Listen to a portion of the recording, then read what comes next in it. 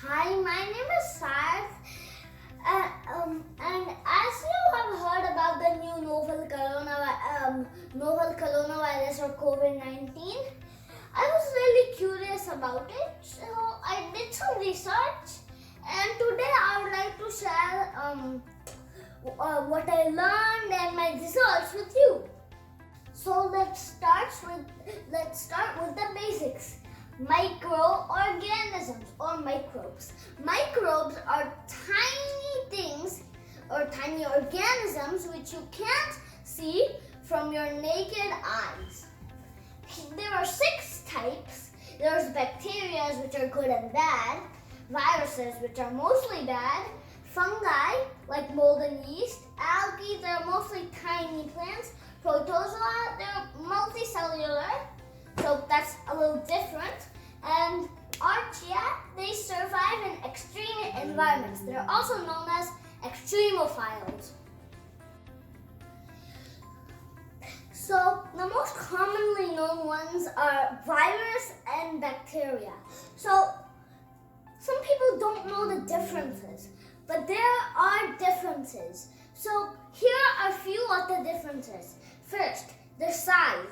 Viruses are mostly very small, and even bacteria can't really, even if bacteria had eyes, they couldn't see them. Most bacteria are that small, but some are as big as viruses. Some are as big as bacteria. The next is that viruses are not really alive. Bacteria are single-celled organisms. Viruses are not really alive. They can only reproduce themselves with a host cell. While bacteria can reproduce themselves without a host cell. But viruses need to be inside one, and it's a long process. Since we're talking about the novel coronavirus, which is a virus, let's look at its anatomy. So those orange spikes are protein spikes that act like a key when getting inside the host cell. Those purple dots and purple mushroom-like thingies are necessarily for clotting, for clumping red blood cells. Inside, both of those rest on a protein shell, which has a lipid membrane envelope around inside it, which protects the RNA or DNA, which is the code to replicate itself. I'd like to add that most viruses come from animals. That's why we should not consume animals and consume plants, because most viruses come from animals and some bad bacteria also. So if we consume these animals, they can cause new outbreaks and diseases. I will talk about how it infects us.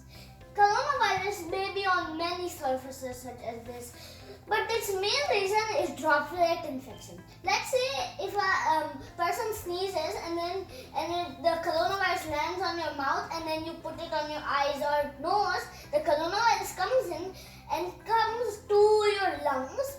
Then it starts infecting epithelial cells. There are cells around your lungs. These are the epithelial cells, and then what it does, it uses special receptors, like special keys, that can after it goes at keys, it injects its RNA, and then it hijacks that cell to make more copies of itself. Now that cell is infected. Now when there are so many coronavirus particles, it does one thing: self-destruct. And then the coronavirus particles infect more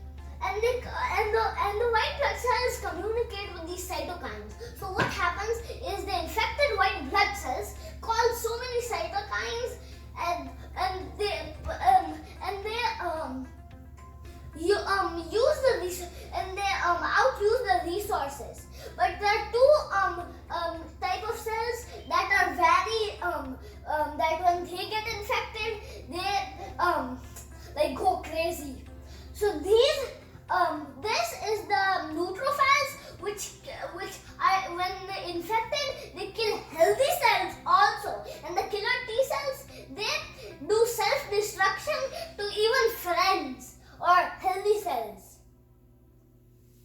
Because they have been infected and they're like, they don't know really like anything. So then your immune system technically kills yourself. And this can lead to very dangerous lifelong diseases. Mostly the immune system takes control over the coronavirus and you recover. But in some cases the coronavirus damage your lungs too much and the white blood cells can't really do anything, really causing damage in your respiratory system. Also, since the coronavirus did so much damage to the lungs, now even bacteria that were not harmful now are harmful. Hope you learned something new.